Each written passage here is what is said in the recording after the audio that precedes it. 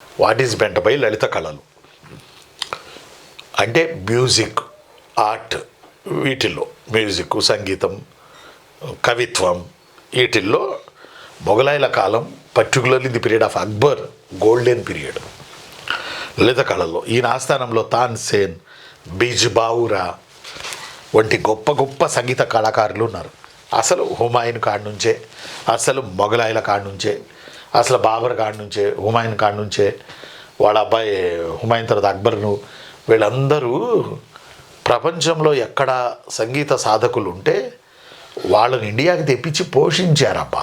Particularly Iran, Iraq, Saudi ఈ ప్రాంతాల నుంచి సంగీత కళాకారులను దిగుమతి చేసుకుని వాళ్ళకి అన్ని సౌకర్యాలు కల్పించి వాళ్ళ యొక్క కళను అభివృద్ధి చేయాలి. లలిత కళలు, సంగీతం, వీటన్నిటిని వాళ్ళు అభివృద్ధి చేశారు.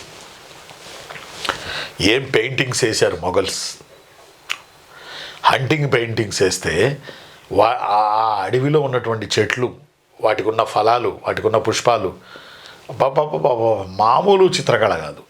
అది బట్ట మీద వేసేవాళ్ళు, ఒక కొంచెం మందంగా ఉన్న ఒక క్లాత్ మీద వేసేవాళ్ళు, లేకపోతే గోడలకు వేసేవాళ్ళు, వర్ణ చిత్రాలు అద్దరగొట్టేశారు. తాన్సేన్, ఈ తాన్సేను సంగీతంలో తాన్సేను హుస్సేనీ అనే ఒక కొత్త రాగాన్ని కనిపెట్టాడు. తాన్సేన్ హుస్సేనీ ఆ రాగం పేరు. అలానే హిందుస్థానీ రాగంలో మియా అనే పదంతో మొదలైన ప్రతి రాగం తాన్సేన్ సృష్టించిందే.